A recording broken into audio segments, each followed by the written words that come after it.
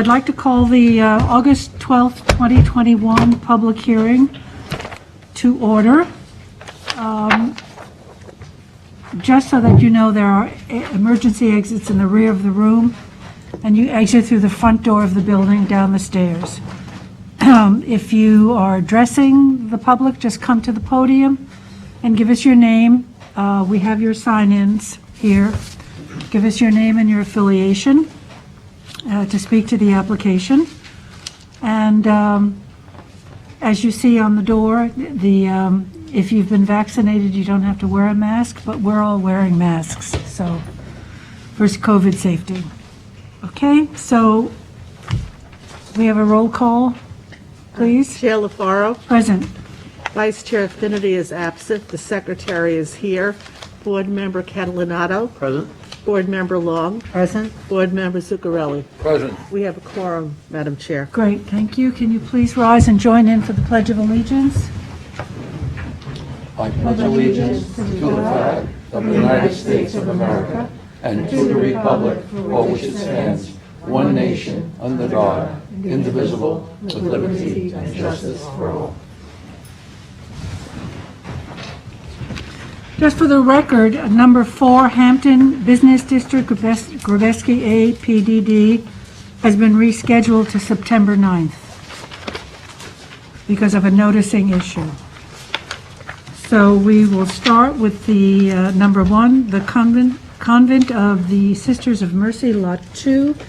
We have notice, Council? Great, thank you. And Gloria, are you reading into the record? Yes, I am. Notice of a public hearing. Please take notice that in accordance with the Town Code of the Town of Southampton, a public hearing will be held by the Southampton Town Planning Board on Thursday, August 12, 2021 at 6 p.m. prevailing time at the Southampton Town Hall at 116 Hampton Road, Southampton, New York, to consider the covenant amendment application entitled Sisters of Mercy, Lot 2.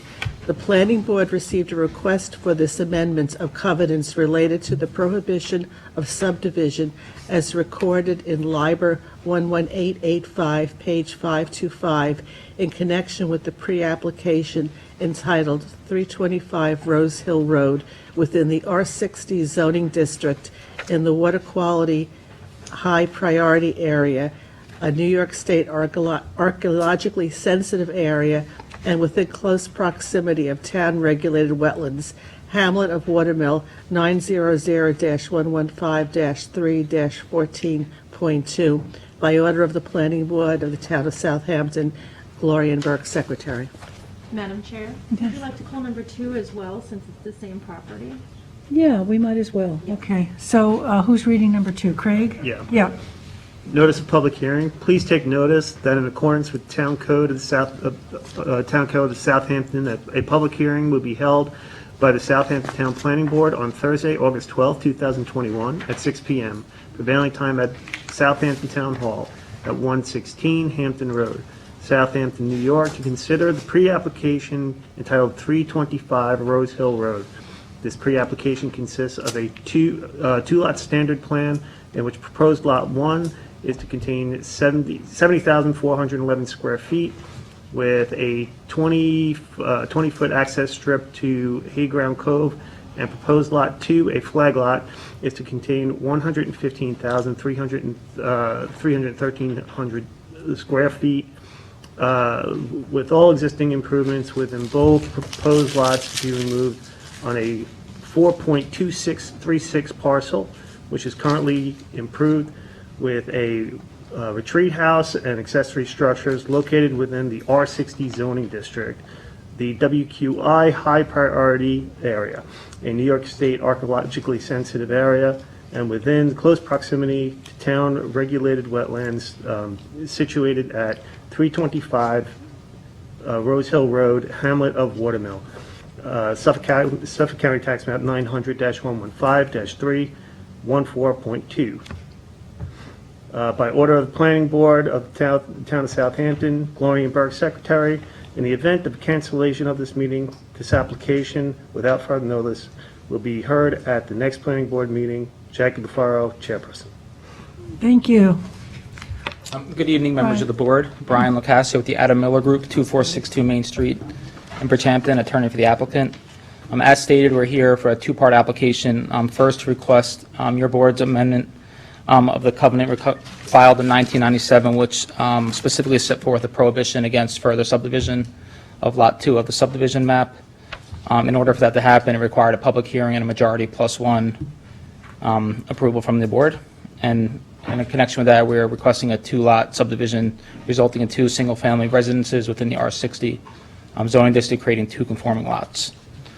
With respect to the covenant, if you read the covenant and all the background history I've done, it's pretty clear that this, at the time the subdivision was created, this convent was contemplated, which was a rather extensive use for this residential district area. So in order to create further subdivision, which was good planning at the time, this restriction was put on, was recorded against the subdivision as part of the declaration filed. Our applicant is proposing to remove that existing dwelling and the associated 60-plus bedroom conventional septic system, which is located in close proximity to the wetlands and Hayground Cove, and convert it into two single-family dwellings. Under current code, being in the high-quality water district, that would require the installation of IA septic systems. We'd have to go before conservation, so we have to make sure the conservation easement existing is confined, and any other conditions the conservation board may impose with the improvement of the front lot.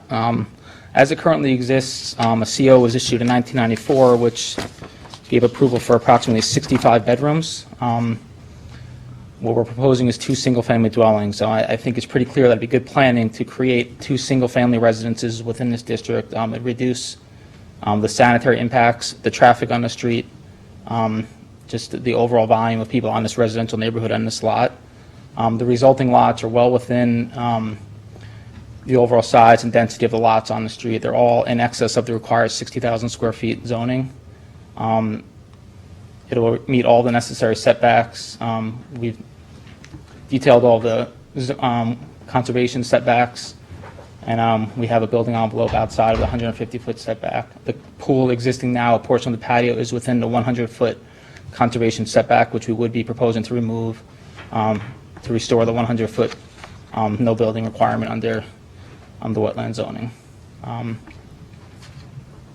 So obviously, it's a two-part application. We can't proceed with the subdivision until we have the ability to amend the declaration, so we're here asking for your relief. So I'm happy to answer any questions you may have. Just, did we note for the record notice? Yep, we did. Oh, okay, Yeah. sorry. Long day. It's a long day. Okay, we have some speakers, Brian, so let me call them up. Okay. We have Lawrence Slosh wishes to speak. Please go to the podium. Mr. Schloss is my client, and Mr. Eisler is also here. We decided that he would go first, if that's all right with you. Sure. Who is it? Mr. Eisler? Yes. I'm going to just remove my mask so that Sure. you can hear me, because I got a frog in my throat. Yes. I'm to getting wait. older. First of all, my name is Frank Eisler. I'm an attorney. I'm a member of the firm of Smith, Finkelstein, Lumberg, Eisler, and Jakubowski in Riverhead, New York. I thank you for letting me speak at this meeting, and I wish you all a good evening. And I'm breaking the place. That's all right. Okay. We, both Nika Strunk and I, this afternoon, called the applicant's attorney and requested his consent to adjourn this hearing, which he was within his rights, did not consent. The reason why we requested that independently, but we are joined because Nika represents the property owner to the south, and I represent the owner of Lot 1, which is the lot that's part of the subdivision that is directly subject to this covenant that the applicant is seeking to have undone. And I, due to a family issue of health, I was in Boston for the last week and just got back on Monday, and really have not had a full opportunity to review the record. I know Nika Strunk is going to make the same application to you. In fact, she, I think, has even been retained in a shorter period of time and has not had an opportunity to review the planning board's records, this is a very detailed case, and the history of this property and all the approvals and covenants that have been imposed on this two-lot subdivision really need to be studied for us to make a full and complete response to this application, which my client, the owner of Lot 1 next door, which is the actual entity, is 315 Holdings LLC. 315 is the property, that's Lot 1. The applicant is 325, and that's Lot 2 of this subdivision that we're talking about. So I respectfully request that the board give us an opportunity to prepare more fully for this application, and that you put it over to your next meeting. We'd be happy to be ready by that time. And that, I think Ms. Strunk is joining me in that application, so she won't have to repeat it to you when she stands up. Okay, thanks. We could hear from Nina Strunk. Well, This applies to both, my request for an extension applies to both hearings, if I didn't. yeah, we get it.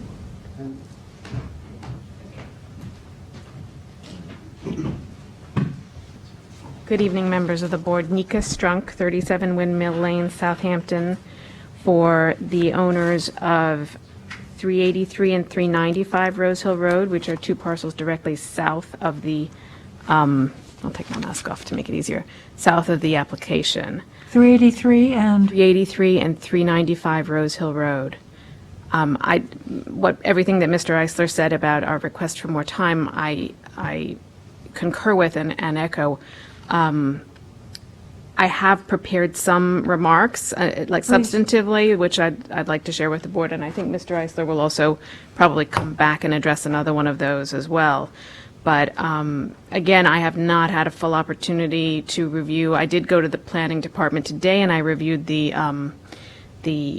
planning board's file from 1997. It was a pretty thick file. There was a lot of work done in 1997 when the subdivision was done that is now, being asked to, the covenant is now being asked to be essentially released about no further subdivision.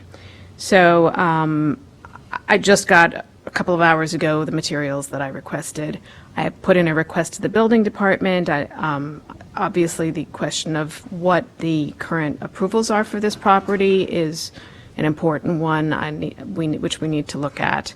But with all of those caveats, and with the caveat that these remarks are not complete and are subject to further development when we have more information, I'd like to make a couple of observations about this, which is that the first is that, as Mr. Eisler explained, his client is the owner of Lot 1 on the subdivision, and I think that as a matter of covenant law, the owner of both lots must consent to any modification of the covenant. And my understanding is that that Mr. Eisler's client is not willing to make that consent. They certainly were both lots had a common grantor, which was the Sisters of Mercy, and they are part of a common scheme and plan of development. They have privity of estate, and there were mutual benefits and burdens that were set up through this scheme that the planning board went to rather, good planning. I agree with the applicant. It was good planning at that time, and I think it's good planning still today to keep the no further subdivision requirement. So my clients were not on the subdivision map, but they are absolutely directly adjacent. They also looked at the covenant before they purchased and saw that it said no further subdivision, and that was important to them. Being in a R60 zoning district, and my client Larry Schloss, who is here this evening, will speak to you a little bit about that in a moment.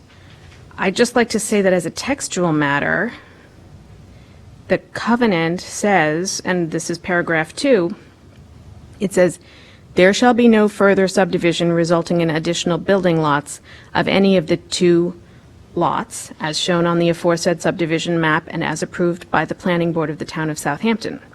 The next paragraph, paragraph 3, says, "There shall be no further subdivision resulting in lot line modifications to any of the 2 lots as shown on the aforesaid subdivision map, unless approved by the planning board of the town of Southampton." So the lot line modification provision of this covenant contemplated potential changes by this planning board, but within the text of the further subdivision covenant, that wasn't contemplated, which I think puts it in a different category of strength and perpetuity.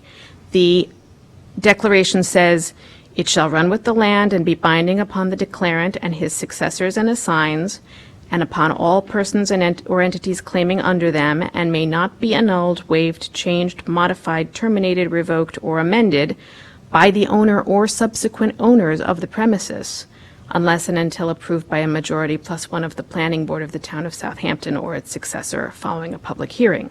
So I think that, again, not only covenant law, but the plain language of this instrument requires that the owners of the 2 lots that were created consent to any modification of that covenant. So, also I'd like to point out that the way this lot is currently configured is consistent with all of the lots to the south of it, all along Rose Hill Road and the boundary with Hayground Cove. They are all stretching from Rose Hill Road to the bay, and that this would really create an inconsistency in the neighborhood.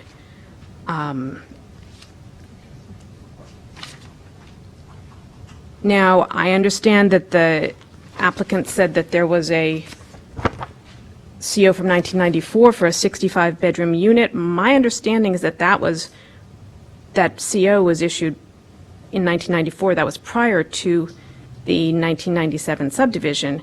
And the 1997 subdivision, which I think you had on the screen, or it's certainly up here, had the main building was on Lot 1, and that was the 65-bedroom unit that was subsequently raised, and that property was sold for residential purposes for the Sisters of Mercy to raise funds.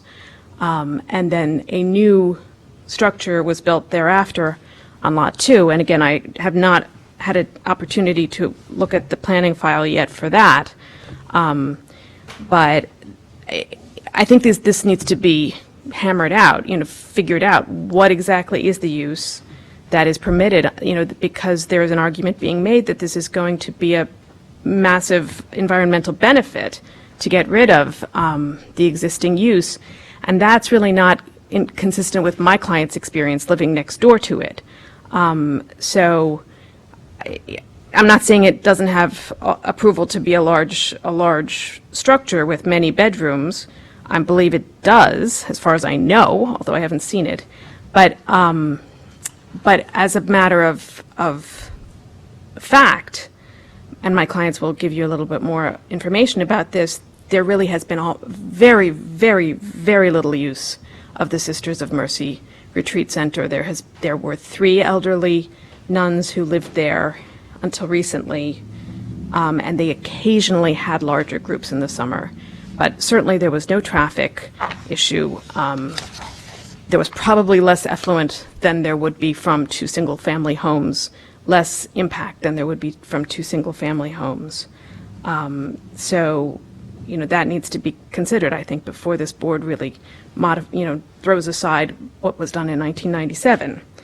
I believe that, and again, I have to look into this, but there could be an issue of abandonment of a non-conforming use. I'd also like to point out, and my client has some photographs that we will share with you, that there has recently, since the new owner took title, been a substantial clearing of vegetation on the property that seems to be within the scenic and conservation easement area, and would certainly be in the wetlands or in close proximity to the wetlands. So to the extent that there's an environmental concern here, that needs to be put into the balance as well. And I'm certainly happy to address any questions, but again, I'm going to go back to the request that we get a little more time to look at this more thoroughly. Yeah. Kathleen, do you want to address the authority to amend a covenant resides with us? Sure. Well, I mean, I think, Ms. Strunk has a little bit of a different reading of that section. I'm happy to see any authority you'd like to submit from both parties as it relates to whether or not that other party has to be an applicant in that procedure. But with respect, I interpret that section differently. Any owner or subsequent owners, I don't believe is referencing that other lot. I believe it's referencing exactly that, subsequent owners, predecessors in title. And then the plain language of the covenant dictates that you can amend that covenant with a majority plus one vote following a public hearing. Okay, Mr. Eisler will speak to that. When you say section, you mean the section of the covenant that I read, not a section of law? Correct. And yes, I would very much like to submit authority, and I I appreciate welcome that. that, yep. Okay. Could you also do some research on the concept of abandonment? What constitutes it? I can, but I'm a little confused because I think the proposal is for a conforming use, so I'm not sure why we're talking Right. about abandonment. She mentioned it. I know she did. Yeah. The reason I mentioned abandonment is that a 67-bedroom or 67-unit dwelling, which is what the applicant has said there is permitted on this lot, I believe is an abandoned use. So that is not, that's sort of a straw man or a red herring. That's my point in that regard to abandonment. Does that make sense? Okay, I think what you're trying to say is we can't consider it because it may have been abandoned.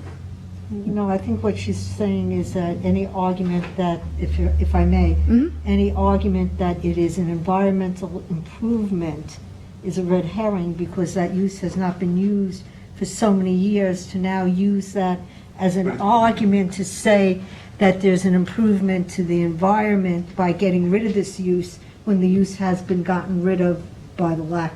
That's correct. Thank you. There's no Well, the burden to documentation prove of that. abandonment is on the person proposing it, just so you know. Yeah. Understand that. And that's part of the reason why we need more time to get into this and to develop the question facts. becomes- And I'm not sure it's a question for your board either. I accept, I acknowledge that. The question I would have is that as long as there's a person in the building, it's not been abandoned, and there's no condition that they had to keep a list of how many people they had in the building over these years. So to argue that it hasn't been used to the fullest extent doesn't lead to the conclusion it's been abandoned. That's my...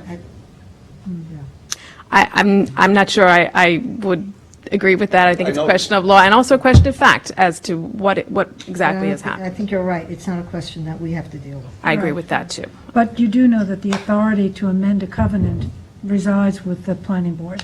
I understand that Majority plus one. as a matter of town law, but there's also common law of the state of New York that addresses that as well, which I would like to brief, and which I think Mr. Kessler is going to also address. Okay, thank you. If I may, I'm not going to repeat the arguments that Nika has raised, but on this specific point, there are two lots that are subject to the restriction of no further subdivision, and there are two lots that benefit from the fact that the other lot cannot be subdivided. So when my client purchased Lot 1, he knew he couldn't subdivide Lot 1 without the consent of the lot owner number 2, because lot number 2 benefited from the restriction of this planning board covenant that my client couldn't subdivide without there being a mutuality of agreement on that. Likewise, my client purchased knowing full well that lot number 2 could not develop its property by subdividing it into any lots, because it was only going to be a single lot residential use if the retreat were ever to be abandoned. And so that's why you need the consent of both parties. Both Lot 1 and 2 are burdened by this restriction. We have a harm here as a owner of Lot 1 because we benefit and we purchase this property knowing full well it couldn't be further subdivided. And I point this out because this property, both lots, are unique in this area. They're both very large, And the restriction of no further subdivision benefits both if they want to create, as my client did, a large estate-type home on a single lot. And his reliance on doing that and purchasing that was on that his neighbor would likewise be building a single estate-size house on a substantial acreage of property because of this restriction. I believe that the language that Nika spoke of at the end of the covenant here, where it goes that if the owner wants to do it, and that's the original owner, wants to subdivide more, the owner would have to come to you for approval. But once it gets subdivided, the wording is owners have to consent in your actual document. And that's in addition to the property right issue, and maybe it's because of our property right issue, that wording is in there, because we are benefited by the restriction on Lot 2. Lot 2 is benefited by the restriction on Lot 1. And we are burdened by 1, because if we wanted to subdivide it, we couldn't do it without violating the CNRs as well. You can't have one person, I submit, one of the two owners unilaterally going to this board and saying, I want 2 lots on my lot instead of 1, without the consent of the other owner whose property rights are being damaged by that.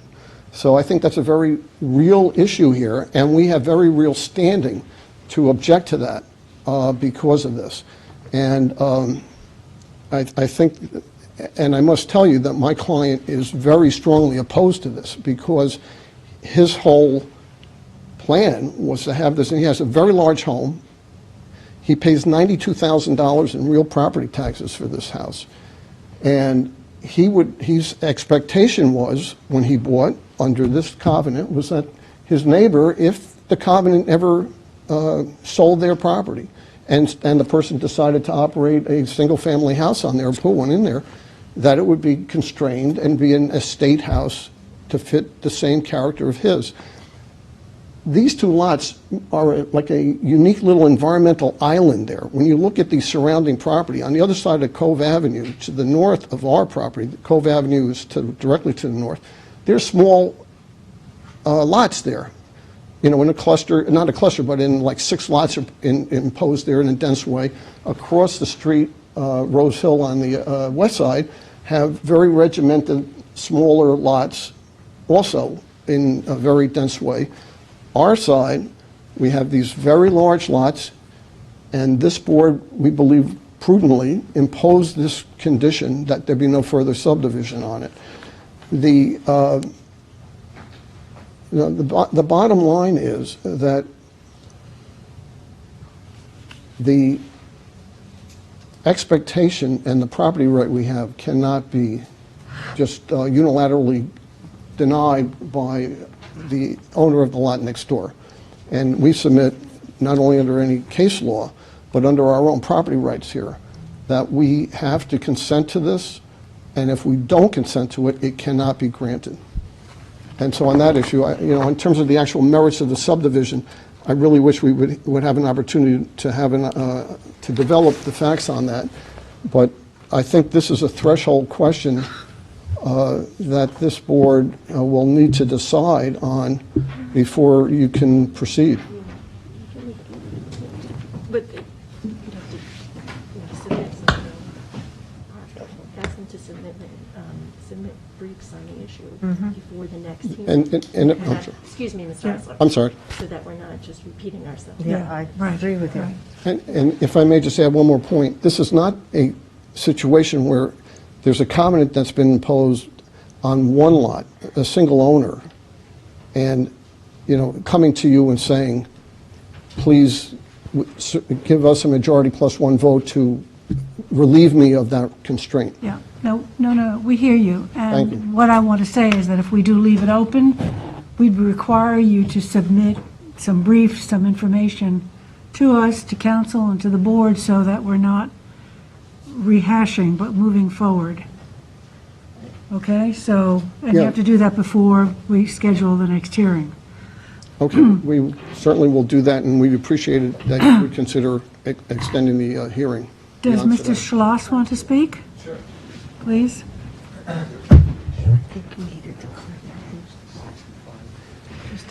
Thank you.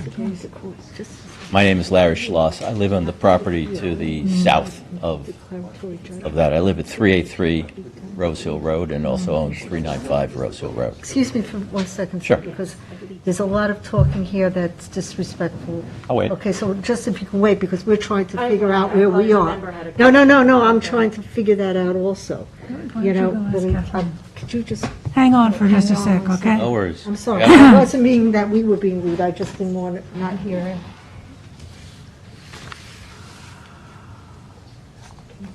No, Decision on standing? On standing? No. No, I don't.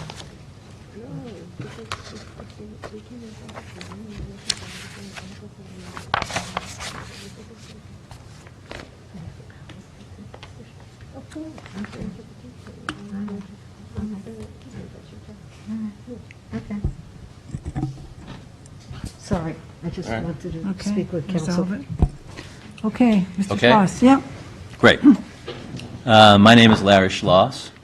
I live at 383 Rose Hill Road and also own 395 Rose Hill Road, which is one house down to the south. I am south of the subject property. We purchased our property in December of 2012, and we moved in the summer of 2016. I've lived I've had a house in Southampton for over 30 years. I spent 25 years in Fort Dune, and then we looked for way too long, 3 or 4 years, for a house on the water. We found this house. We fell in love with it. Well, actually, we found the property, fell in love with it, and built what is really our dream house. We liked Rose Hill because it was quiet. It was a quiet house, and all of the houses, as was just mentioned, south of Cove Avenue, run from Rose Hill all the way down to Hayground Cove. There were no small lots. Those two subject properties were 4.2 acres, I think, plus or minus. Ours is 4 acres as well, and it goes like that down to Mecox Bay. We liked having Sisters of Mercy Retreat as our next-door neighbors because they were extremely quiet. It was three nuns lived there. They were all in their 70s. They lived in the southernmost part of the large building in sort of something that looked like a townhouse. It had an upstairs and a downstairs. It was directly across from our property. They made no noise at all. And we verified that. A good friend of mine, Marty Halpfinger, lives directly across Rose Hill from this property. He would be here today, but he had another engagement given the short notice. He'll be here, I think, probably next time, or at least he'll be here with a written statement. While we've been there now, 5 years, I can tell you the following. The sisters are the primary occupants. They're there all year, or they were there all year. The retreat was rarely used. It might have been used 2 or 3 times a year, and when it was used by 10 to 15 nuns at a time for 3 or 4 days, primarily during the summer. That was it. No one else was in those rooms. It was really the 3 nuns in their part of the townhouse. Whatever the septic system is that goes with that huge house, never used. We wondered why the Archdiocese of Brooklyn kept this as long as they did, because, again, it was really very rarely used, and it was only predominantly used by the 3 nuns that lived there. We were surprised to read in the Southampton Press in October of last year that it had been sold for $7.2 million, given that we never saw a listing for the property. So there was a transaction that was unlisted.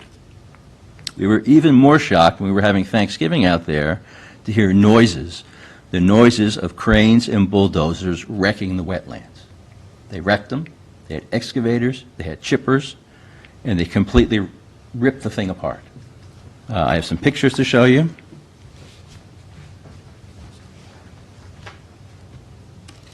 We were just astounded.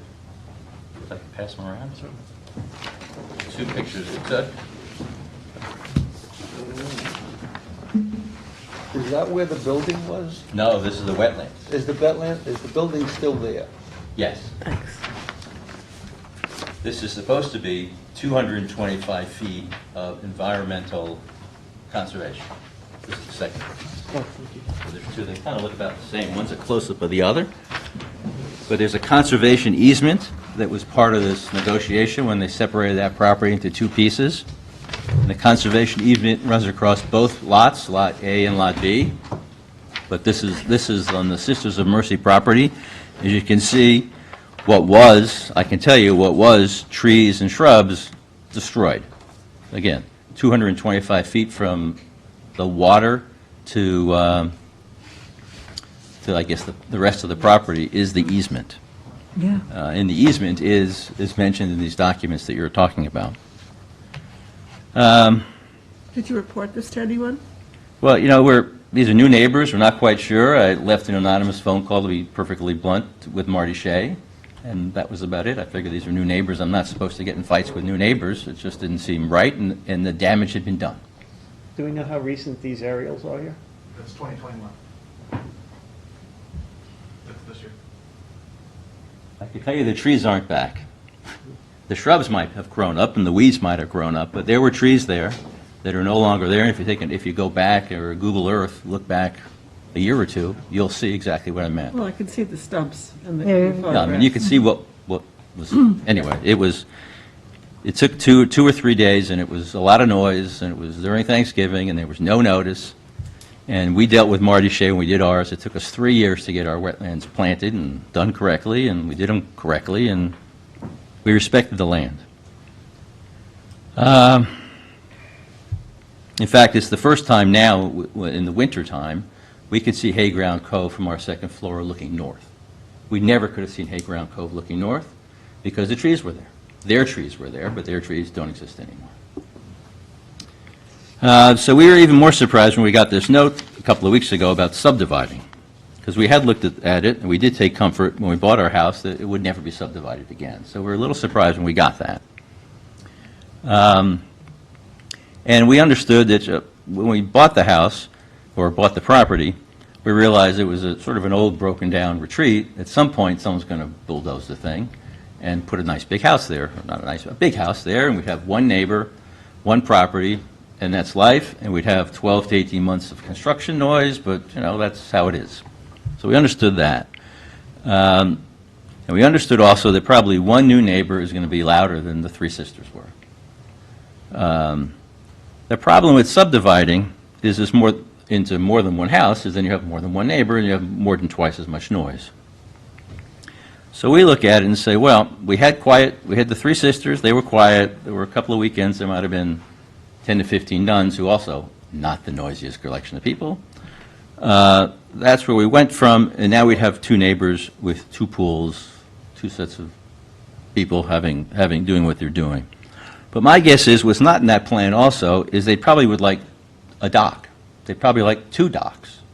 Well, when I looked at the easement doesn't make any provisions for docks. It makes no provisions for paths through the easement to the water. So it's not in this conversation, but again, I just think there's going to be two docks. That it might not be this board, it might be the ZBA, but there's going to be two more docks with two more sets of boats, with two more sets of pollution from Ecox Bay. So again, we're going to go from one house with three nuns to two houses with more than three nuns in them, with two docks, with boats, all of which leads to pollution in Ecox Bay. We don't have motorboats in my house, we use kayaks. So given what I think of as increased environmental damage to having two houses instead of one house, I sort of don't understand why would want that. Why would you want to pollute Ecox Bay, which has its own problems with the cut and not draining correctly? I would think less houses is better than more houses. And that, again, we expected the convent or the retreat to be knocked down once. We expected one house. This is not at all what we bargained for when we bought our house, because again, we relied a little bit. We looked at it and decided, okay, that's the risk we're going to take. So I would hope you would reject both of these motions, and I do look forward to at some point meeting our one new neighbor in the future. Okay. You can Thank you. submit your comments to us as well. Thank you. Are there any other people who would like to speak to this application? If not, we will hold it open for you to submit whatever information you deem appropriate, and we'll schedule it for the 26th. Is that enough time? Is that enough? I think we have 4 already, Jackie. Is that enough time? 9th, we have 4. Okay, September 9. No, no, it's September 9th, we already have 4 or 5. We already have 4. So what's after that? Let's, because give them some time, because it's, How far in advance would you like the written submission? As soon as you get them. No, but so that the board can have, the board typically gets their packet the Friday before the meeting, so, you know, at least 7 days probably. 23rd, okay. So September. we'll move it to September 23rd. That'll give you time to get your paperwork, okay? the 9th we have already, Yeah, we've If I got may, it. Madam Chair, Yes. could you set a date certain for the written submissions by all parties? For September 5th? It would be Friday before it. What's the Friday before? No, we would need it before then, no? yeah, I'd like it, You want to be, Yeah, before the Friday met. because one side's going to submit, the other side's going to want to respond to well, the, that's different. If you want to set Yeah. a briefing schedule, you can set a briefing schedule, or you can just have everybody submit their issues at once. I mean, I think we understand what the issue Right, is. yeah. It's as it relates to the covenant. I'm not sure that we need to have, back and forth. All right, Yeah. whatever you think. It's the Friday before. And what's before that? The 10th is 2 Fridays before. Okay, September 10th, if you can get your documents into us.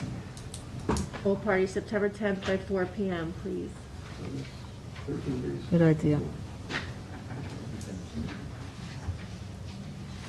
So, just so I'm clear, the 10th is submission day, and the hearing would be resumed on the 23rd? Yes, Yes. okay. Now, there's no further notices, correct? Correct. You will not be notified further for all parties. Okay, so, It's just a continuation? Yes. Yeah. Thank you. okay, thank you. Oh, can we have a vote, Madam Chair? Vote. Oh, yeah, so, Motion. motion by, Motion. Close, What? motion to close. so a motion to close, to adjourn this hearing until September 23rd, with documents into us by September 10th, okay, Brian? That's okay. Okay? Okay. Motion by Robin, second by Gloria, and all in favor? Aye. Opposed, abstentions, 5 in favor, 1 absent. Thank you.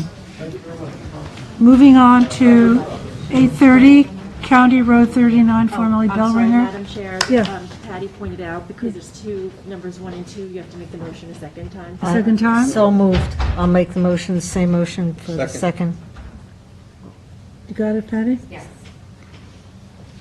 Call the vote. Got to call the vote. yeah. All in favor? Aye. Opposed, abstentions, 5 in favor, We're all 1 getting absent. loopy. That's the second vote for 325 Rose Hill Road. Okay. Okay, let me just read the notice in. Notice of public hearing, please take notice that in accordance with the town code of the town of Southampton, a public hearing will be held by the Southampton Town Planning Board on Thursday, August 12th, 2021, at 6 p.m. prevailing time at Southampton Town Hall at 116 Hampton Road, Southampton, New York, to consider the site plan application entitled 830 County Road 39. The site plan special exception is for a change of use in an existing building from an office to one special trade contractor use and one office use located on a 27,541 square foot parcel located within the HB zoning district and within the New York State archaeologically sensitive area situated 830 County Road 39, Hamlet of Tuckahoe, Suffolk County Tax Map Number 900-211-6-7 by order of the Planning Board, Town of Southampton. Gloria Burke, Secretary. So Do we have, Proper notice. we have We have proper notice. notice? Good evening, members of the board. John Borquin of O'Shea, Marcinsick and Bruin, 250 North Sea Road, Southampton, New York 11968, for the applicant. My office represents Christopher Ennis, who is the contract vendee to purchase this property from the current owners, the E&LJ Corporation. This, as you mentioned, is a site plan special exception application for the change of use of the existing structure from an office use to one special trade contractor use and an office use. Special trade contractor is the special exception use, while the office use is a permitted use in this district. The background on this, the application was received by the planning staff on June 3rd, deemed complete July 7th of this year, after additional information requested by planning and the town engineer was produced.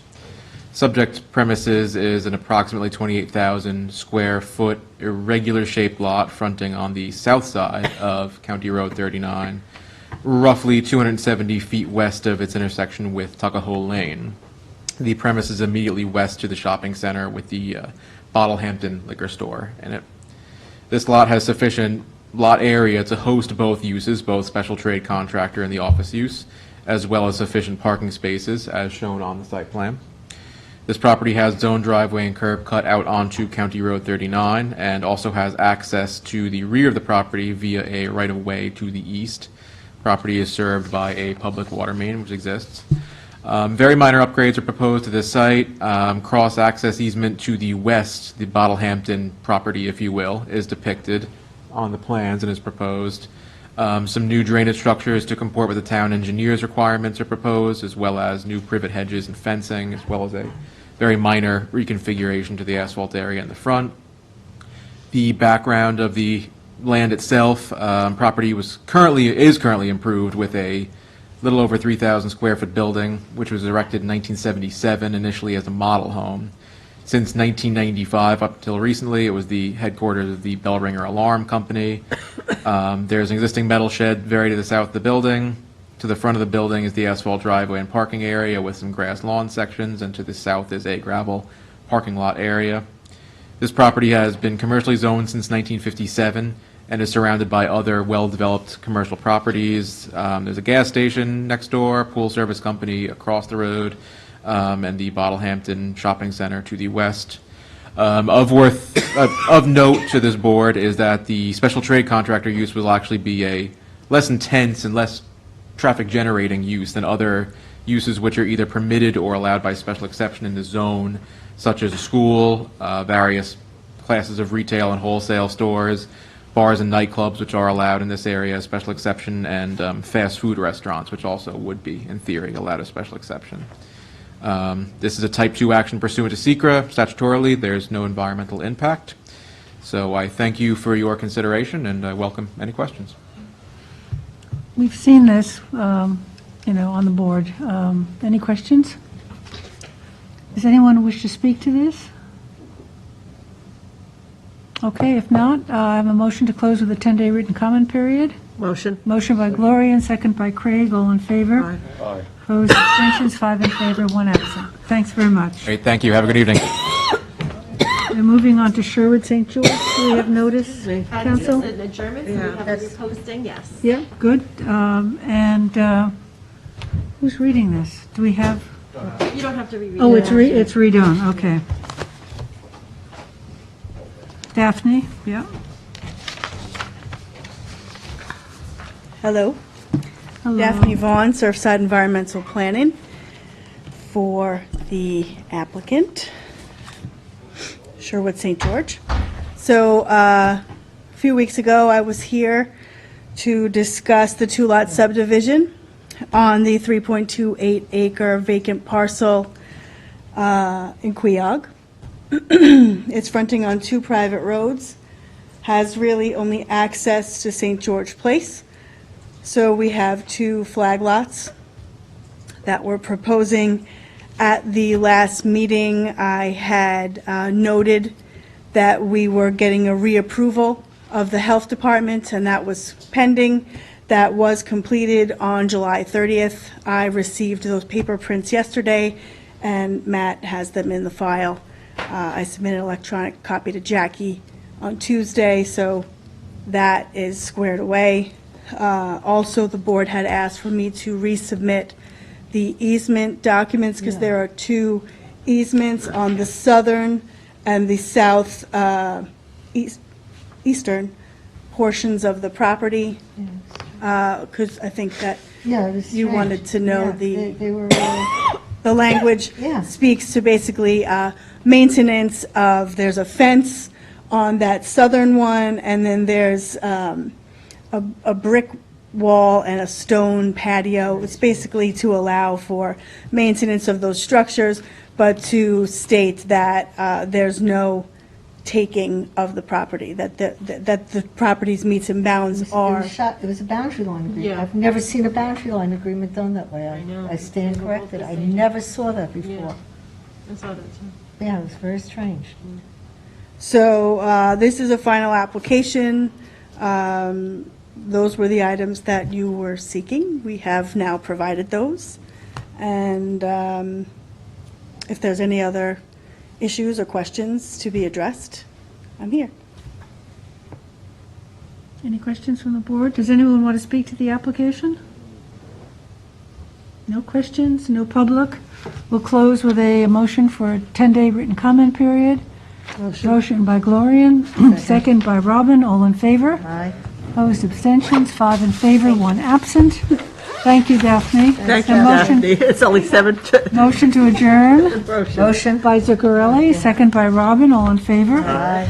Opposed, abstentions, 5 in favor, 1 absent. We are adjourned.